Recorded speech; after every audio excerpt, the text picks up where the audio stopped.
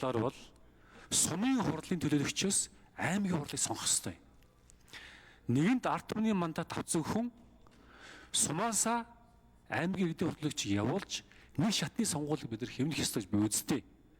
Яагаад гэвэл одоо аймгийн хурлын төлөөлөгчөө сумынхаа тухай ярьдаг, сумын хурлын төлөөлөгч гэсэн сумынхаа тухай ярьдаг, хоёулаа нэг зүйлийн тухай ярьдаг, хоёулаа нэг хүмүүстэй очиж уулздаг.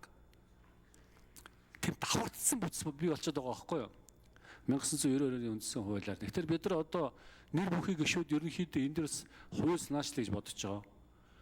Нийслэлийн иргэдийн хурлыг дүүргээс сонгодог болъё. Дүүргийн иргэдийн хурлын төлөөлөгч дотроос сонгодог болъё. Аймгийн иргэдийн хурлыг сумын хурлын төлөөлөгчөөс сонгож нэг шатны сонгуулийг хэмнэж сумын хурлыг үндсэнтэй болгоё.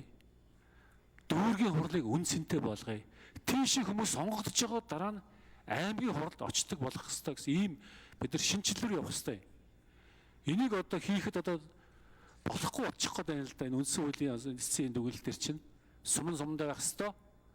Аймагтай байх ёстой гэх юм бол энийг сонирхол авчиж байгаа. Үндсэн хуулинд бол зөвхөн нийслэлийн хурлын төлөөлөгч 4 жилээр сонгоно гэж байгаа. Тэрээс хаанаас сонгоно гэсэн үг байхгүй. Хэн сонгоно гэсэн үг байхгүй. 4 жилийн хугацаатай сонгоно л гэж байгаа. Бүр тэгж байгаа шүү үндсэн хуулийн дээр. Тэгэхээр үндсэн хуулийн зарчим энэ дэрийг цаашдаа ийм хуулийн шинжил хийх юм бол яах юм бэ?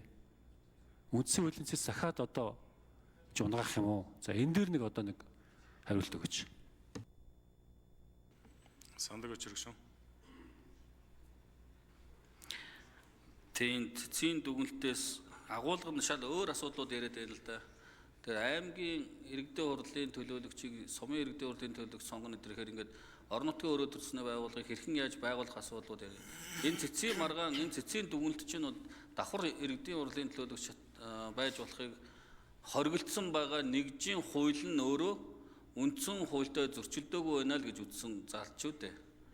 Харин орон нутгийн сонгуулийн хууль нь өөрөө зөвшөөрсөн байгаа нь өөрөө үндсэн хуультай зөрчилдсөн байна. Тийм учраас энэ нэгжийн хууль, орон нутгийн сонгуулийн хуулиар зайлшгүй бид нар өөрчлөх, засах, нэгжийн хуулиндаа нийцүүлэх, үндсэн хуульдаа нийцүүлэх хэрэгцээ шаардлага байна. Таны наад ярьж байгаа асуудлууд цаашдаа орон нутгийн сонгуулийн хуулийн нэмэлт өөрчлөлтийн асуудал яригдах үед хууль одоо санаачлагчийнхаа эрхийн хүрээнд одоо хэрхэн ямар хууль санаачлаад явах нь бол таны эрхийн асуудлаа. Нэмэлт өөрчлөлт оруулах асуудал бол нээлттэй байгаа. Тийм учраас тэр үед нь энэ асуудлуудаа яриад явах асуудлаа.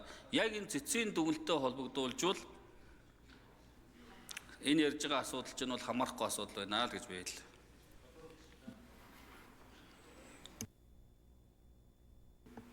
Алдарч өглөн шүү. Гарын